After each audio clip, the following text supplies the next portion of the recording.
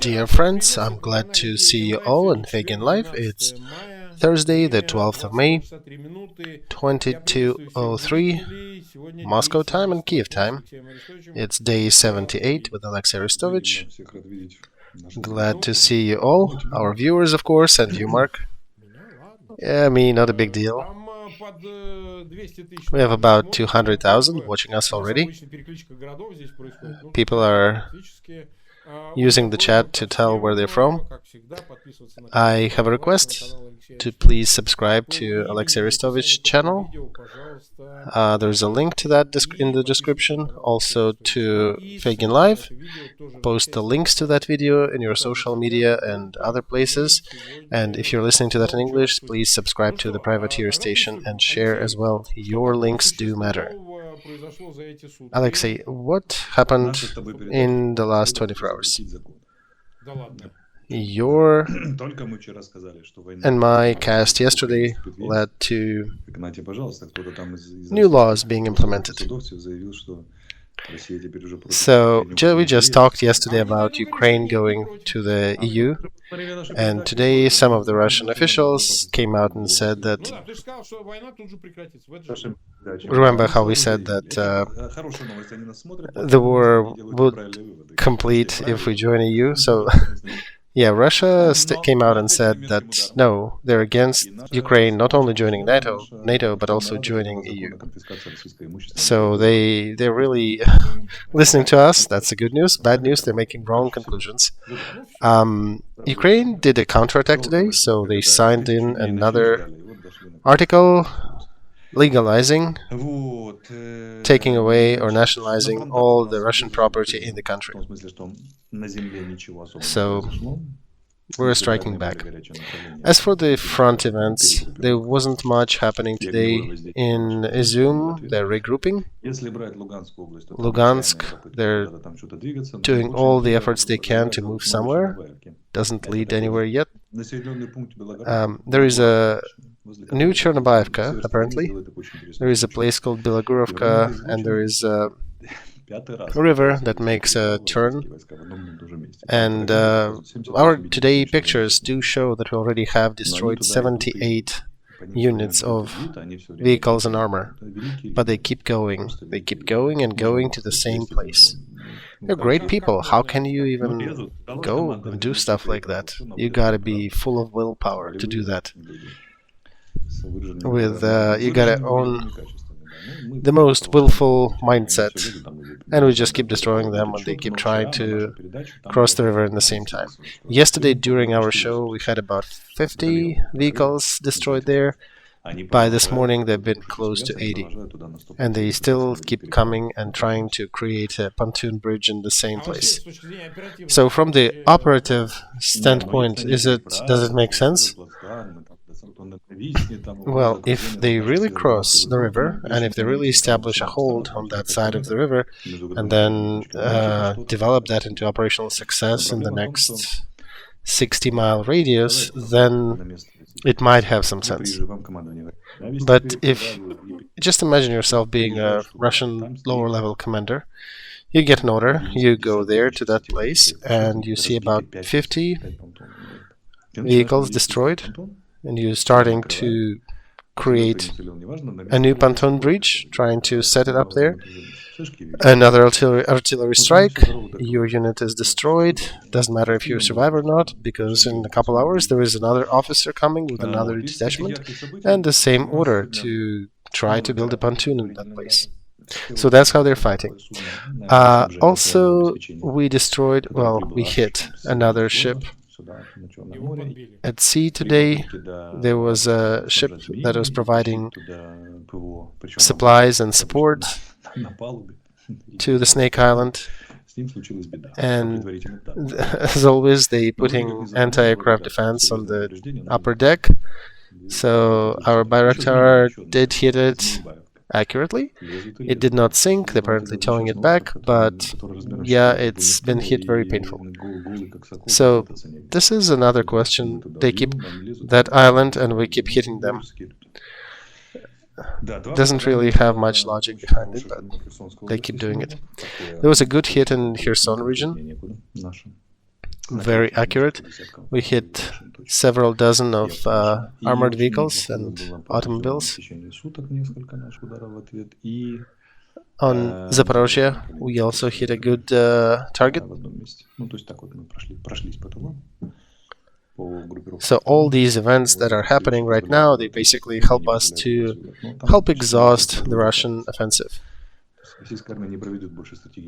Operative efforts are really dying out. On Lugansk direction, they're trying to push, but it seems like they're also at the brink of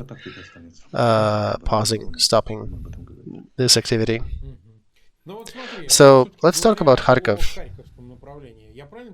Whatever you're calling the counter-offensive activities from the side of Ukraine, they actually already got you to the border, right? You can see the border in your equipment.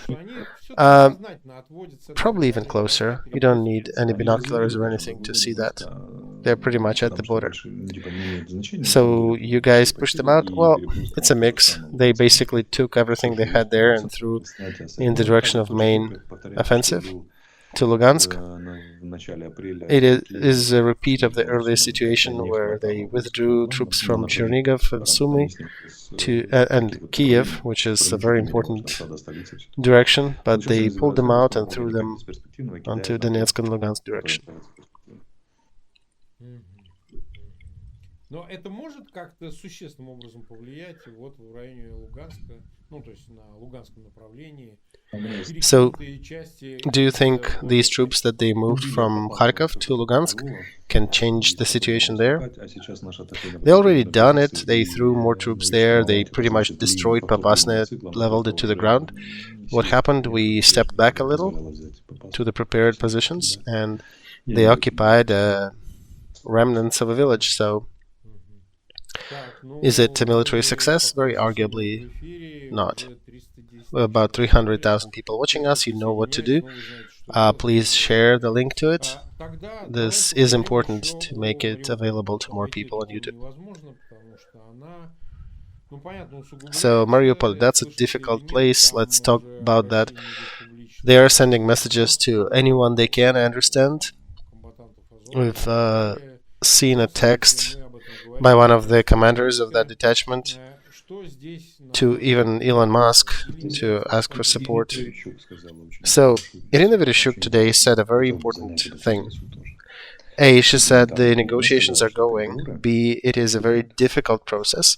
C, statements by very different people about the quantities and dates and terms that hurts that fragile construct of negotiations. So she asked to please reserve from commenting on these negotiations at the moment. I kind of know what she's talking about because I was negotiating with the Russian side for at least a couple of years, and they're very sensitive in that process. They're trying to use any situation, any externality to their advantage. So all these negotiations are very easy to fall through.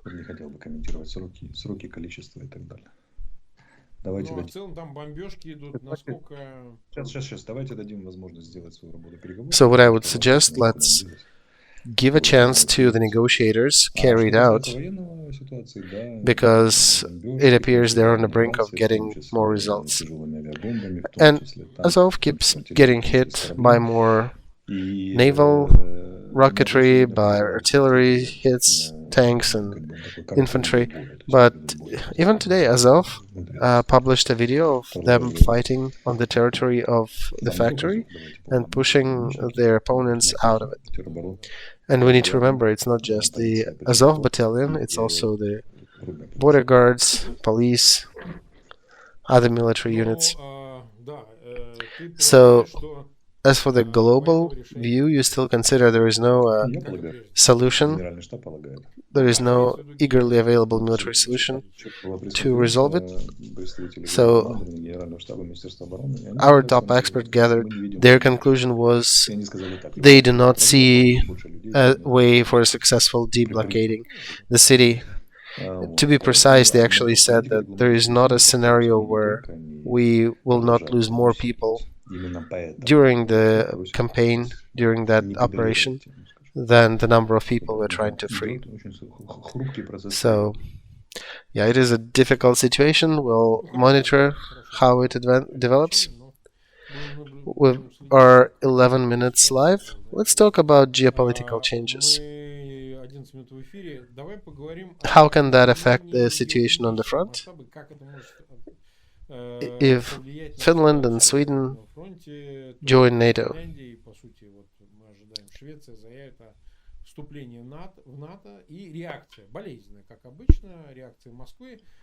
I suspect Moscow reaction will be pretty dirty, with a lot of statements and expletives, but they cannot change that route for these countries after what they've done in Ukraine.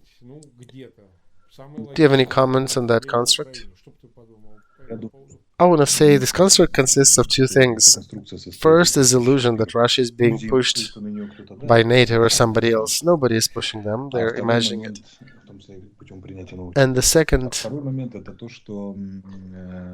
that's close to Kremlin paranoia. There is nothing to respond with.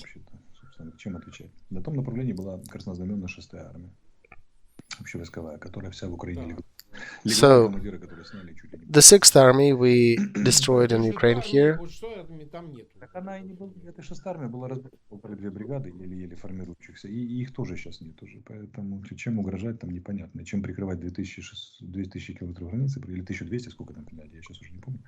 With whatever they used already, there is no way to cover that extra border with Finland and Sweden up north. They really did not have enough troops to guard that.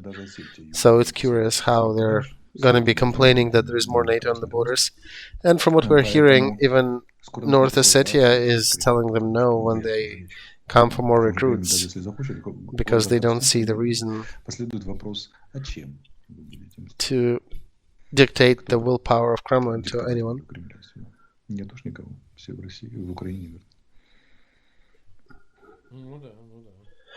Alright, so it appears that these events will first of all affect the status of Russia as the regional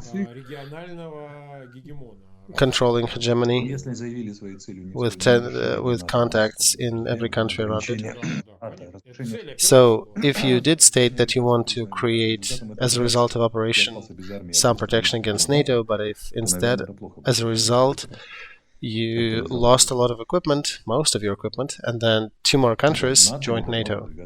So, as a result, 2 more countries that have borders with you joining NATO. That technically is a fail.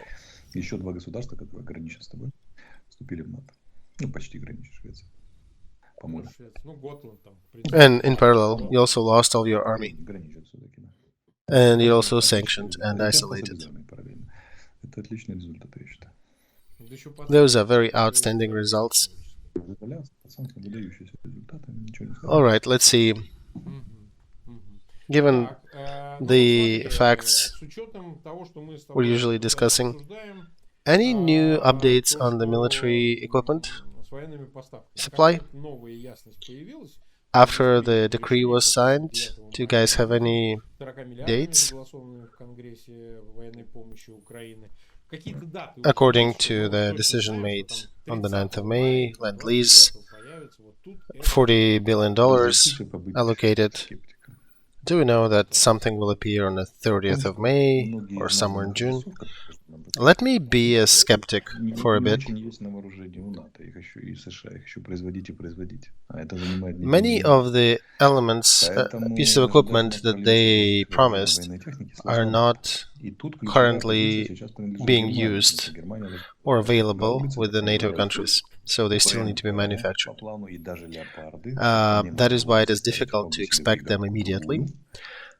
Other thing is Germany, who could supply Leopards, a bunch of howitzers, and some other equipment that could form probably 2 brigades, 2 fully fledged staffed brigades on the front.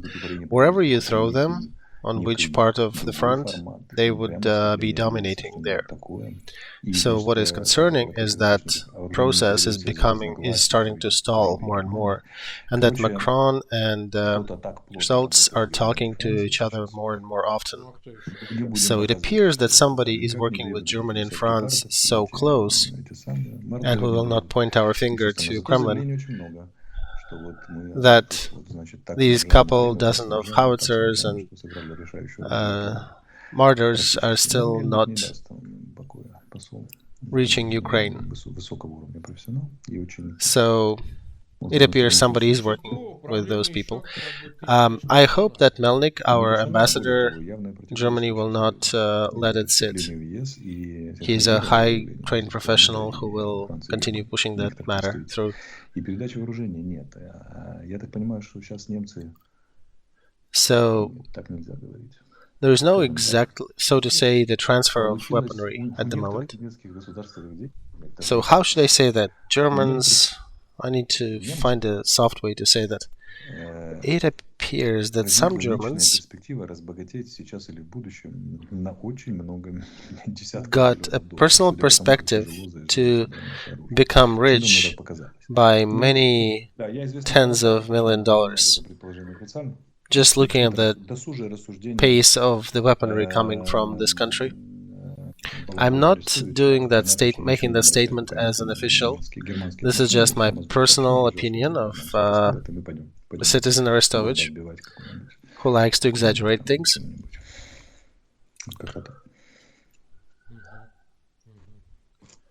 And I'd be glad to be wrong, so they do support things on time, and then we have a chance to actually go and capture something or kick them back someplace.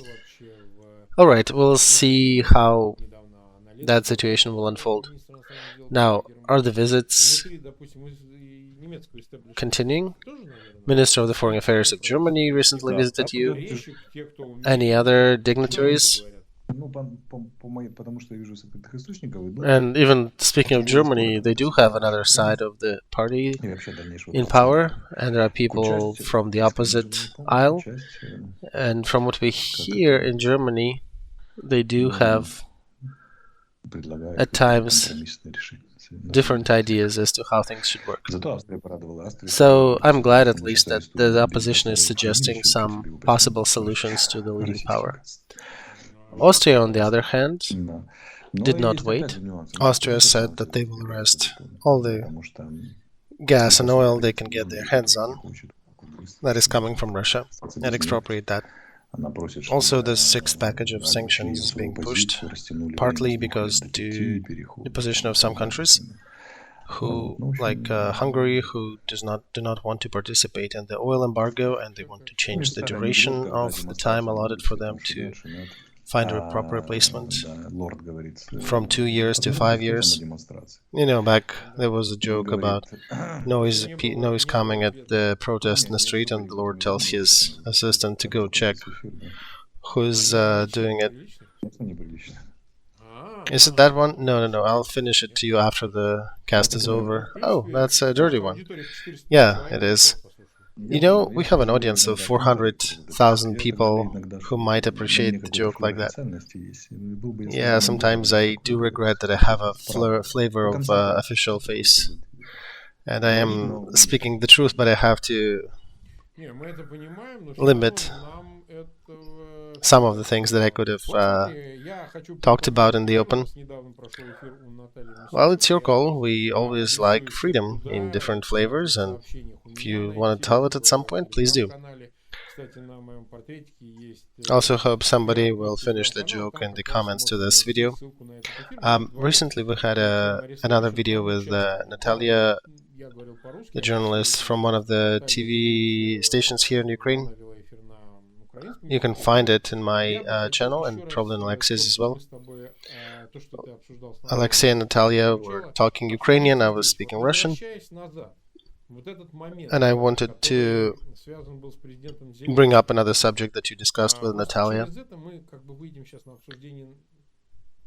Going back to the moment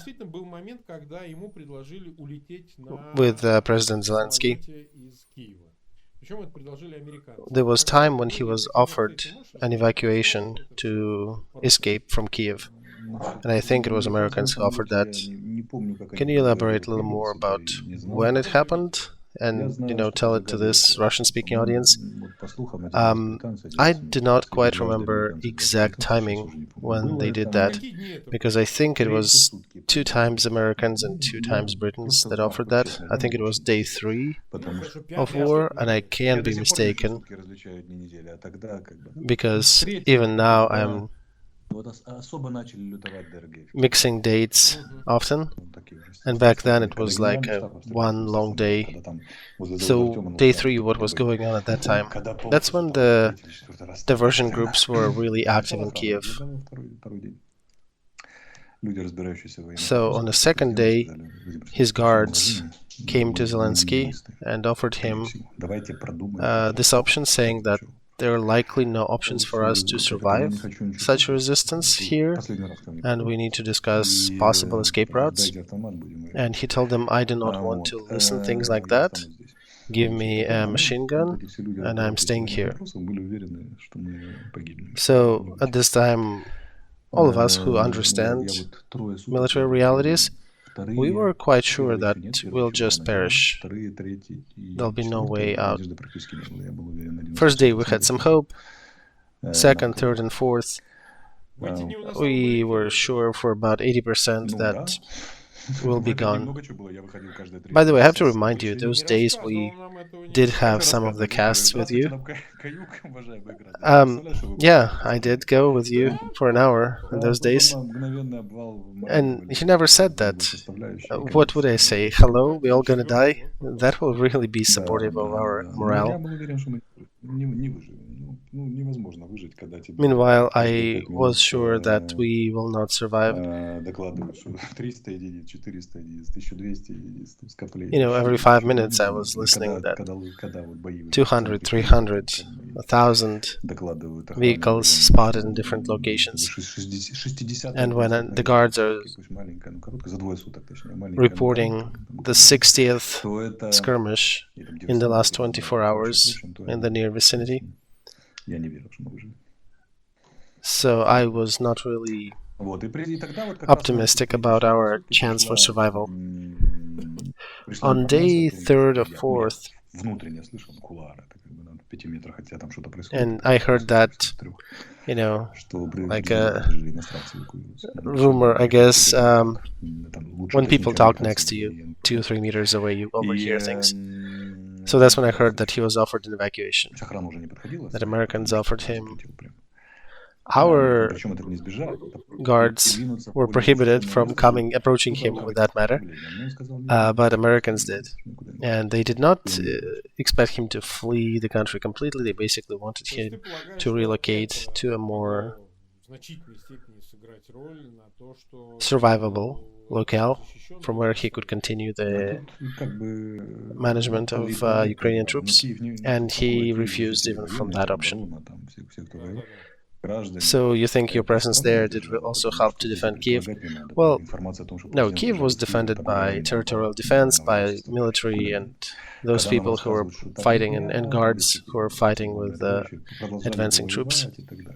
This helped to keep the country together, because, you know, there are people here who still say that, no, we would have continued anyway. Imagine that it's day 2 or 3, overwhelmed by enemy, and instead of support from the center, you get news that the president with his cabinet fled. That would not be helpful. So those few days, they were the most difficult, right? I remember when I first got, I think it was day 1, to the podium and said we need to hold for the next several 4 or 5 days, and that matters a lot to stay alive. Those were the days when people needed some support, because on day 5 or 6 there were enough videos on the web where you could actually see that other friends of yours are hitting and destroying enemy, and there was that assuredness that yes, we actually can fight the invaders. In the meantime, initial first few days, I probably had about 98% belief that we're all gonna lose and die here. Then probably after a week it got down to 75 to 25.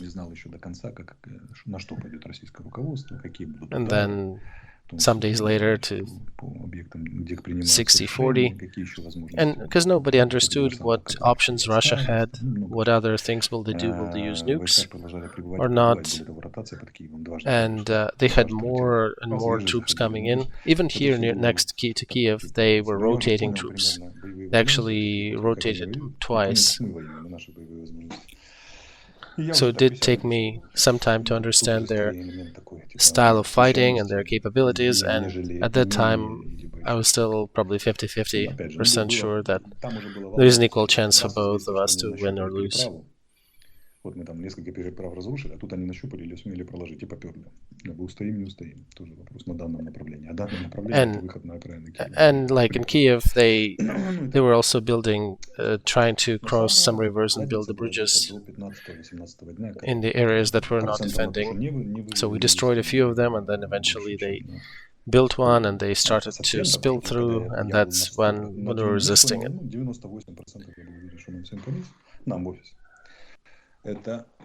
But yeah, probably second, third, fourth, and fifth days when I was sure for about 98% that we all gonna end our lives at the presidential quarters here with the government. So, alright, right now, how do you feel it? Have we broken across the 50% of this war? Are we in the second half of it, or are we still in the first one? Because people are saying that you're always promising 2 to 3 weeks of war.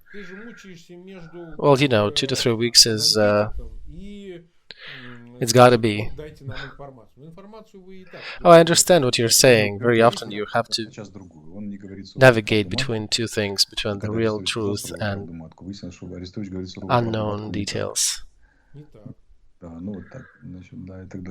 And yeah, there are accusers who, some of them are saying Arestovych always says the truth, but then the others complain that, yeah, he does, but when he does say the truth, it's not the truth we wanted to hear. So, answering your question, I think this is the last offensive of Russia, if not in the whole campaign, but at least in the next several months. They are dying right now, they're losing the last efforts they have. After that, there'll be nothing to advance with. They do have some reserves. And why am I wrong sometimes in my prognosis? Oh, that's normal. Oh, no, it's not normal. I am flawless in my predictions, but there is one factor that very often pushes me to be wrong. It is incredible idiocy of Russian military management. I usually think of them as the mid-level opponent with medium level of intellect, but sometimes they prove me completely wrong and act as if they're total idiots. So there is one scenario where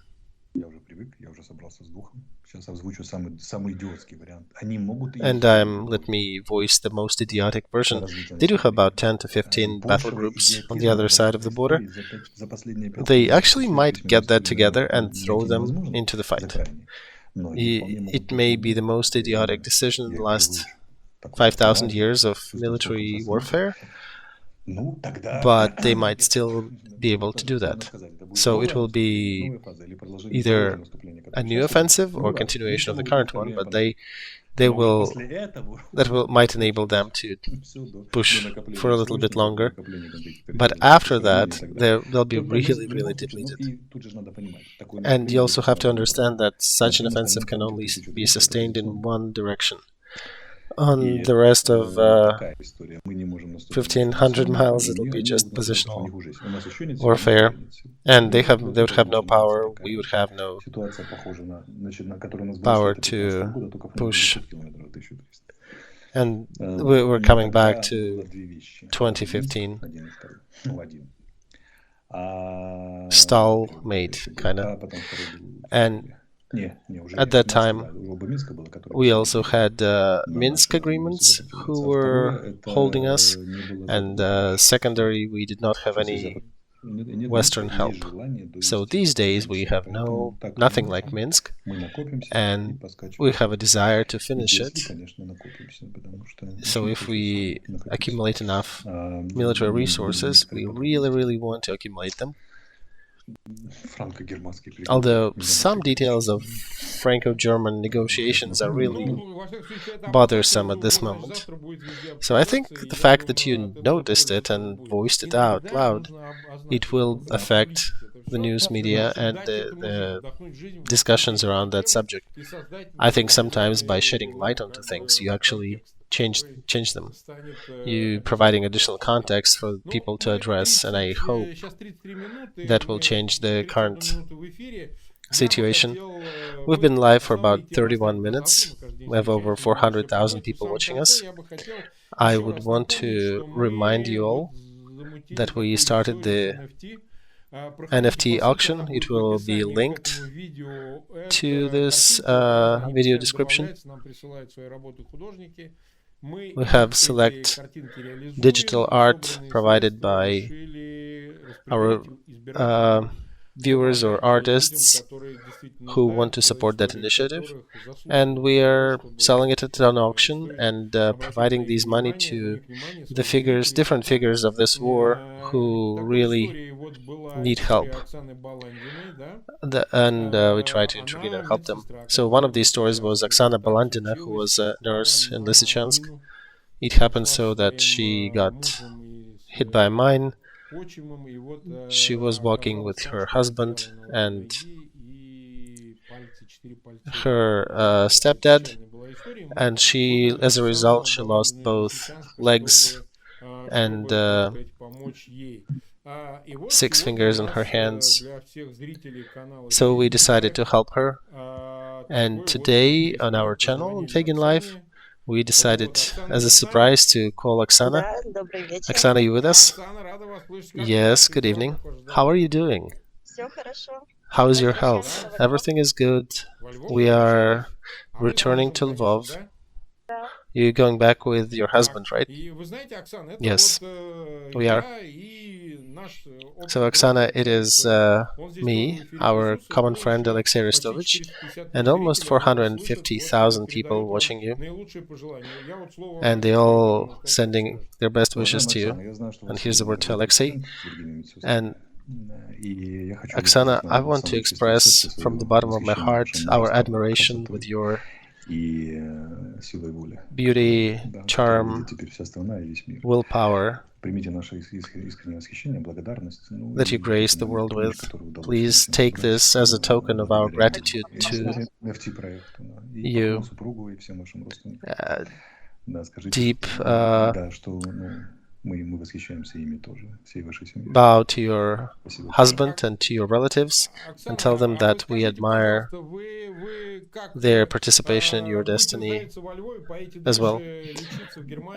Oksana, also tell us, so you're going to Germany from Lvov, right? Yes, I am. We'll need to fit the prosthetics. About your kids, you have 2, right? A son is 7, now they're with my parents, they're staying in Ukraine. We're just going for recovery. So you're going with your husband, everything is alright? Oh, Oksana, we finally can see you. Everything seems to be moving, right? You're driving, you're riding in the vehicle? Yes, we are. So, what to say, Oksana? With all the viewership of our channel. Everybody is sending you their best regards in the chat.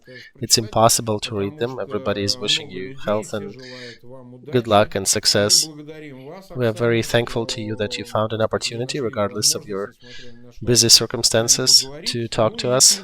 And please say hi to your kids, your relatives and husband. And our deepest respect to you for granting us your presence, for being here. And thank you, Oksana. Really appreciate your tuning in. And the next person whom we want to help is girl Alisa, who was being evacuated from Mariupol, and they were supposed to reach Zaporozhye. They were actually using the humanitarian corridor from Mariupol.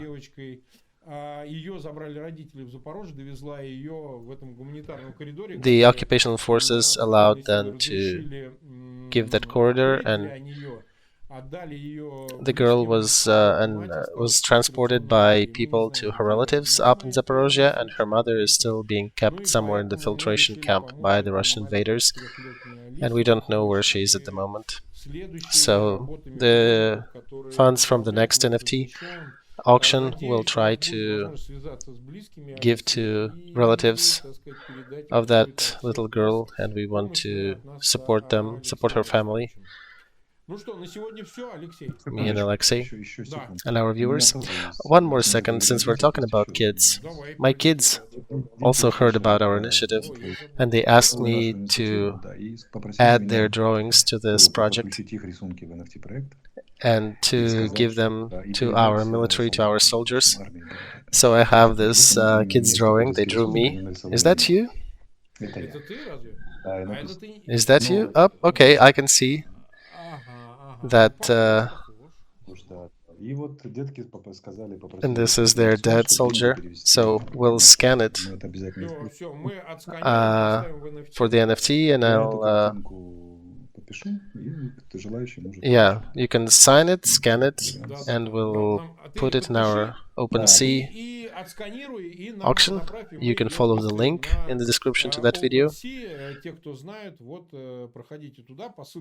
So, thank you very much, Olexiy. Big thanks to our viewers. Please come tomorrow, and we'll be discussing more details tomorrow. Very well. Have a good night. Всем пока. До встречи.